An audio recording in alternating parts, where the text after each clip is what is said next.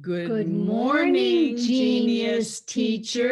teachers. Welcome back. To Tales of Teacher Transformation. Well, Maxine, how are you today? I'm good. I'm happy to be back. Happy to be here. How about you, Miriam? Well, I'm good, but I just wonder what do you remember about that TPR class yesterday? TPR, Total Physical Response. The thing I remember is hot, Cold cold, and sleepy. And sleepy. I remember that ball toss game, Yes, question answer. Yeah, that was fun. that was Well, fun. what did you watch the video? I did watch the video. And what did you like best about that video? What I liked best about the video was realizing how helpful TPR is for helping students learn a language, Especially kids, right? especially kids. Oh, yeah. Yes. Well, adults are good with TPR too, but Yes. for children, it's really important. And you know why? That's what Why? I liked about the video, Mm, that it began to introduce that whole brain idea. We have to use our whole brain and our whole body to really make learning happen in the best way. that's a really good point. And Mhm. it can be very complicated too, understanding about the brain and the way it works. It's so complicated. So, what are we going to talk about today? Well, why don't we try to talk about the brain a little bit more to help our viewers understand about how the brain works for education and for children's learning? Should we? That sounds great. Okay. And what is that called? Well, there's a thing called brain based learning, Okay, so oops, that's what and we'll focus on today. brain based learning, there you can see it's a new field in education, and it's exciting about brain based learning now because in the last 50 years, we have learned more about the brain than we knew for 50,000 years before that. So, brain based learning really covers what makes learning excellent. Hmm. Yes, it really, because it uses the whole brain. That's the idea behind brain based learning. And it's good for creativity, Creativity, curiosity, curiosity. and cooperation. Oh, wow. Great. So, Cooperation too. yes, cooperation. Okay. So it's very interesting. And the as you mentioned, the brain studying of the brain is a pretty recent science. And so we'd like to start by thinking about what you know about the brain. Yeah, let's do a little pre check. Do you know a lot about the brain or a little about it? So, we'd love to have you do an activity now. Either draw a picture of the brain, or if you don't like to draw, you can just write down any information that you know, and we'll give you a few minutes to do that so you can pause the video right now. Yes, take your time, and when you're ready, continue with the video. Okay, so Miriam, what are some of the things that your students know about the human brain? Well, my students, when I make them do this exercise, they always say the brain is like a human's computer. And it's good for a few things. It has two separate parts called two hemispheres. That means half spheres. And also, it controls the whole body. What else do you And know well, about it? I know it controls all of our senses. Right. Mm-hmm. And I also know that it controls our emotions. Oh, right. Mm-hmm. True. Well, and then I think without our brain, we can't remember anything. So it's very important for memory and for learning and forgetting. Mm-hmm. Mm-hmm. Yes. And in the brain, there are cells. They're little teeny tiny microscopic cells, brain cells called neurons. Neurons are everywhere in the brain and they're in the nervous system, and there are billions of them, and they're very tiny, but they grow and connect. And the thing about brain cells or neurons is that they're always changing. As we learn new things, our brain connections change as well. So, what's that called when our brains kind of can change like that? So it's a long word. The word is neuroplasticity. Neuroplasticity. Wow. Neuroplasticity. It means neuro means brain, and plasticity must mean changeable. Changeable, exactly. Like plastic. Exactly. Like plastic surgery. Exactly. Oh. Exactly. So now, why is this important as far as children and learning? Well, what do you think? Well, first of all, for all of us, everybody, young and old, our brains change when we learn new things. And we're never too young or too old to learn new things. Well, what about children's brains? So children's brains, because children have so much more to learn to catch up to where they'll be as an adult, their brain grows and changes faster than adults. Right. And how do we keep those new ideas that and new things that we learned? How do we keep those in our brains? We have to use them. So if we don't use it, we lose it. Use it or lose it. Oh, that's why we have to practice. All right. So one of the things that human computer slide mentioned is that the brain has two hemispheres. Hemispheres, yeah. Hemispheres. Half of a hemisphere is a half of a sphere. So we have the left hemisphere and the right hemisphere. So we're going to do a little TPR now. Oh, great. Let's create a part of our brain.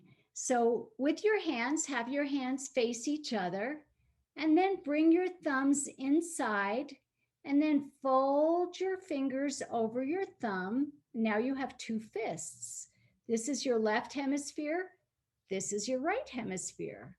Now, if you put them together, we have the cerebral cortex. Now, if they're really all together like this, so this top part is your brain, and this lower part is your spinal cord. Oh, that goes all the way down your back. So now let's talk for a moment about the differences between the two hemispheres.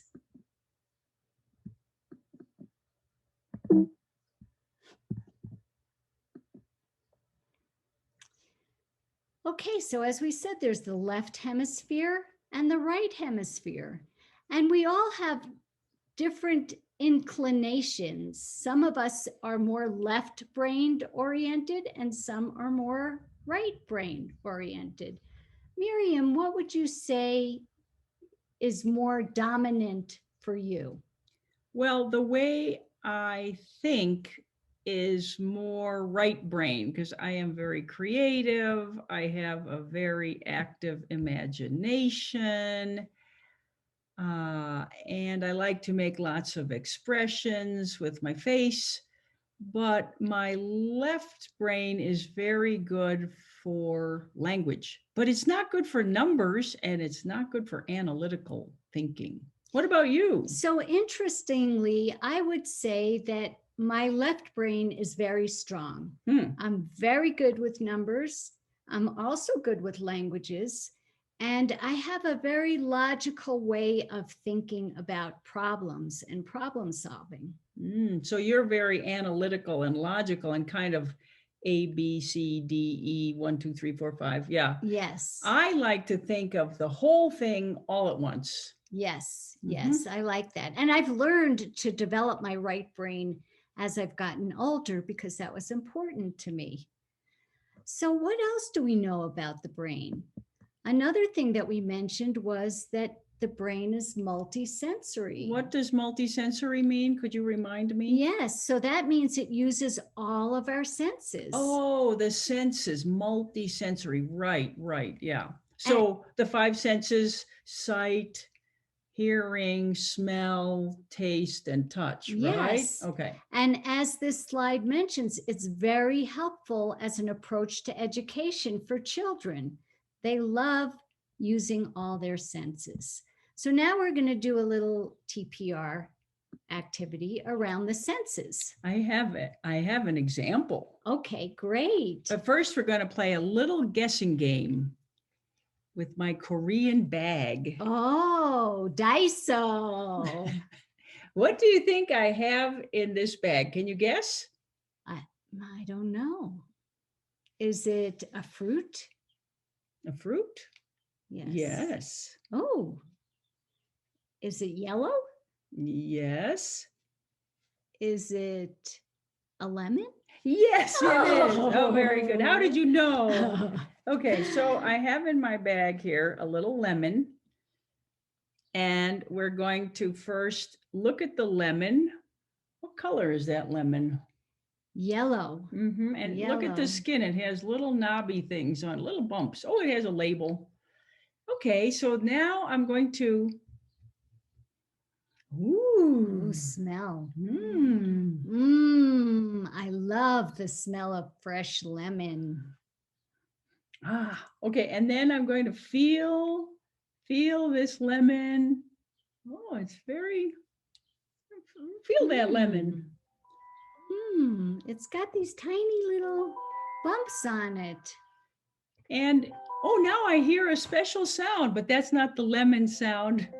That's someone's phone going off. But we can hear that because we have ears. Now, does the lemon make a sound? No. But fortunately, well, if you squeeze the lemon, sometimes you can hear it. But that was a good example. Fortunately, the phone made a sound for us. So now I want to taste. Well, why don't you taste that lemon? Okay. How is it? Sour. It's very sour. I don't even have to taste it. I just imagine the lemon. You can remember what it tastes like, right? Yeah, I can remember because my brain controls memory, imagination, smell, taste, touch, sound, and sight. So we have this lovely lemon in our Daiso lemon bag. And that's a good example. You could even do something like that with your students to use the five senses. Yes. So there's one other important piece about learning and our brain, which has to do with stress. Uh-oh, I hate stress. And if we go back to the fists that we made for a moment,